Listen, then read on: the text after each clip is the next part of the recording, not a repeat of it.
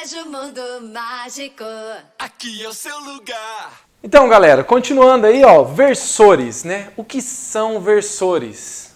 Nós falamos de vetores, soma de vetores, mas e versores? Apareceu essa palavra nova aí, o que é isso?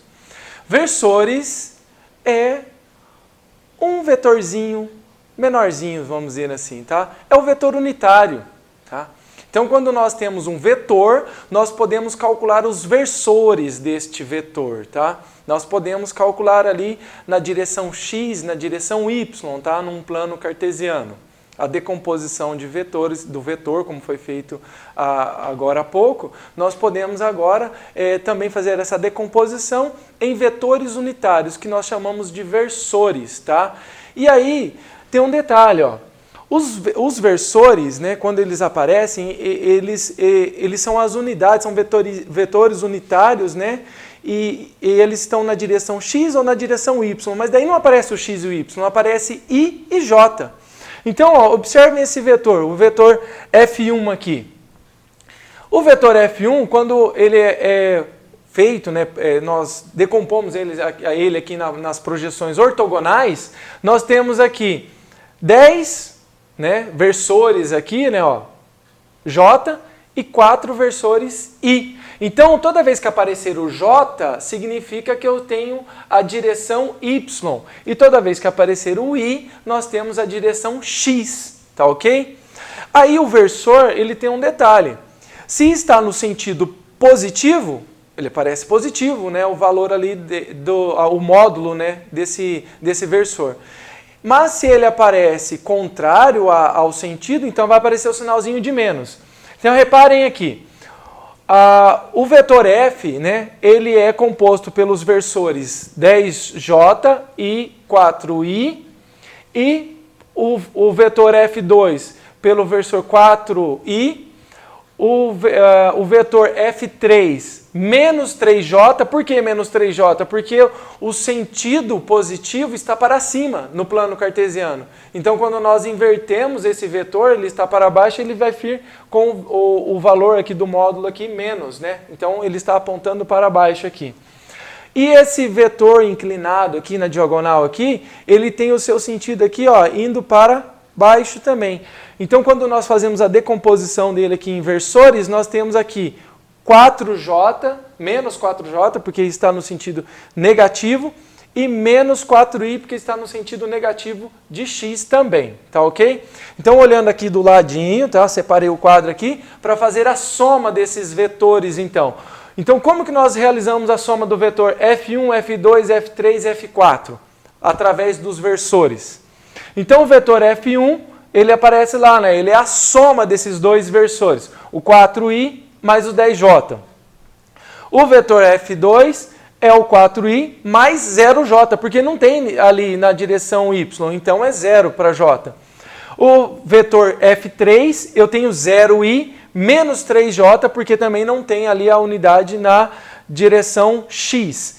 E depois o vetor F4, então menos 4i menos 4j. Então a barrinha aqui, quando nós somamos então esses versores, eu só posso somar j com j e i com i. Então somando aqui 10 mais 0 menos 3 menos 4 dá menos 3j.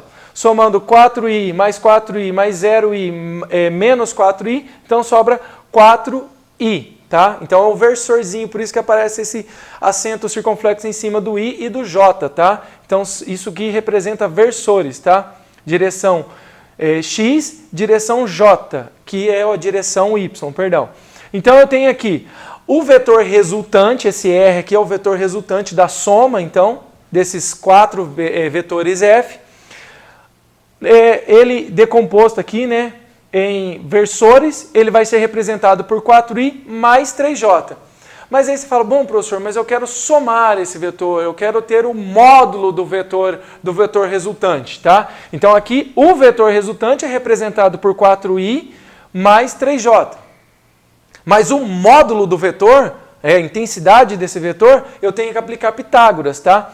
Então, eu tenho 4 na direção x, 3 na direção y, então eu tenho aqui que o vetor resultante sempre será a hipotenusa. Então, ele, né, o vetor resultante ao quadrado, vai ser igual a 4 ao quadrado mais 3 ao quadrado. Ou seja, o vetor resultante é igual... o módulo do vetor resultante, tá? Porque aqui já não apareceu a setinha em cima. Então, é o módulo do vetor resultante vai ser igual a raiz quadrada de 25, ou seja, o módulo do vetor resultante é igual a 5, tá ok?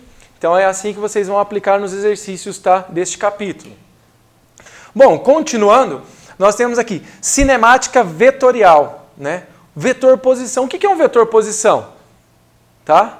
Murilo ali atrás fez assim para mim, o que é um vetor posição? Mas ele está ali assistindo e aprendendo tudo, galera.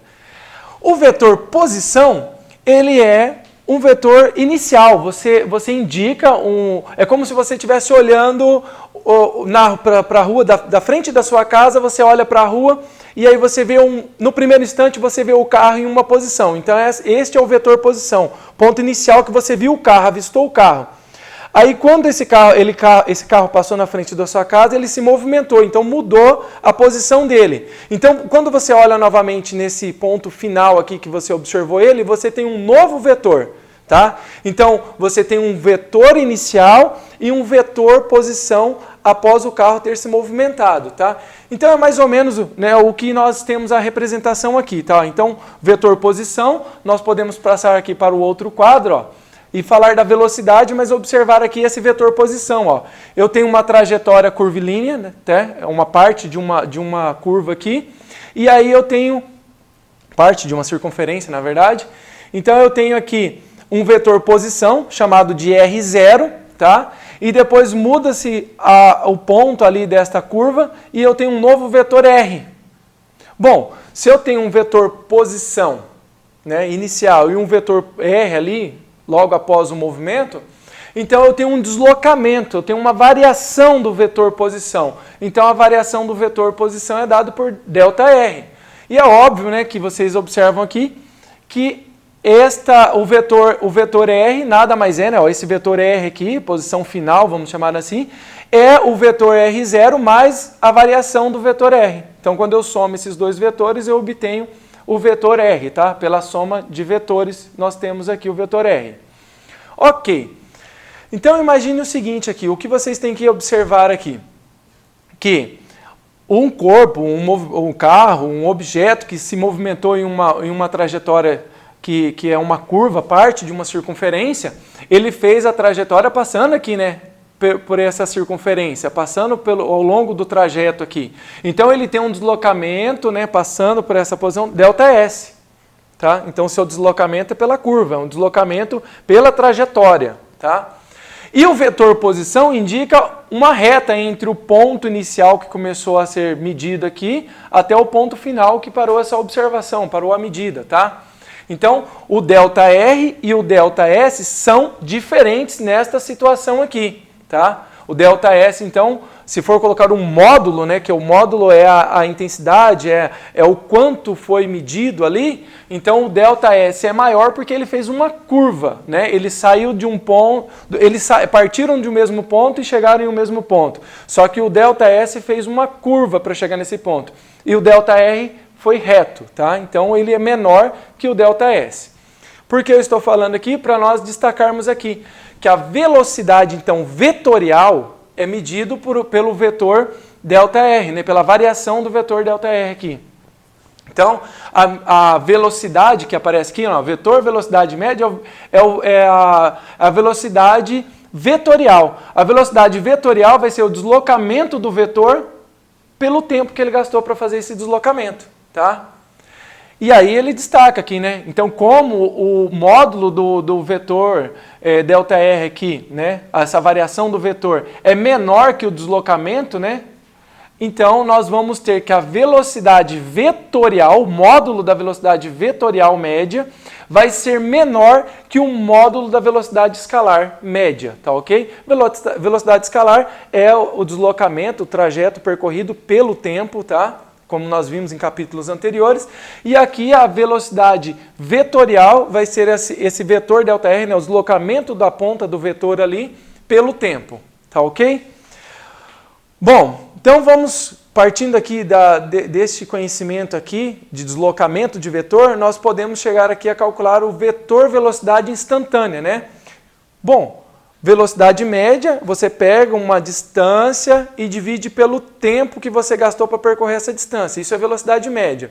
E velocidade instantânea é você tender o tempo a zero. O tempo não pode ser zero, mas vai ser o mínimo possível ali para ser a velocidade instantânea. Só relembrando, velocidade média, eu vou daqui para Campo Mourão. Velocidade média é o trajeto percorrido pelo tempo que você gastou. Velocidade instantânea é a velocidade que você olha naquele instante no velocímetro do carro, tá?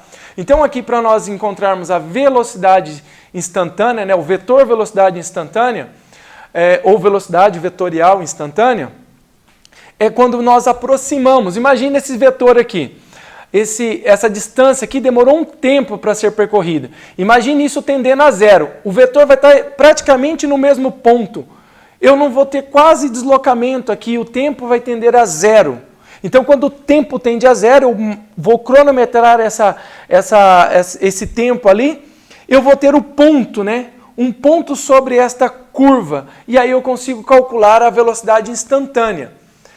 E essa velocidade instantânea, ela sempre terá uma direção tangencial à trajetória. Então, para cada ponto sobre uma curva, eu vou ter uma direção diferente, né? Ó, eu tenho aqui, se eu tivesse um ponto aqui em cima da curva, eu teria nessa direção e sentido. Movimentei o ponto, ele vai mudando. Ele vai mudando conforme você vai fazendo a curva, ele vai mudando a sua direção e o sentido, tá? Então, neste ponto aqui, nós temos esta direção indicada pela seta, direção e sentido. Então, o vetor, né, velocidade instantânea, sempre será tangente à trajetória. O que é tangente? Tangente à trajetória é sempre a tangente é uma reta que toca em um único ponto a circunferência, tá? Então, é uma circunferência, que a curva é parte de uma circunferência, e a tangente é uma reta que passa por um único ponto da circunferência. Então, nós temos aqui um vetor que ele é tangente à trajetória, tá? Que está sendo movimentado. É aquele movimento, quando vocês estão com um carro, né, no carro dos seus pais, aí, seus pais fazem uma curva, o seu corpo inclina. Por quê? Porque o seu corpo tende a continuar na trajetória tangente, a trajetória que você estava. Tá? Então, quando faz a curva, aquela saída seria, aquela inclinação que o seu corpo faz, seria pela tangente, né? Então, é isso daqui que o vetor está fazendo, tá? No movimento dessa curva, eu tenho uma trajetória aqui tangente, uma direção tangente. E o sentido? O sentido é sempre o mesmo do movimento, tá? Então, se eu tenho um movimento aqui vindo no sentido horário, então nesse ponto aqui, o sentido, ele também sai pela tangente. É um sentido que sempre vai estar tangente ali, tá? Então, o sentido é o mesmo do movimento naquele instante.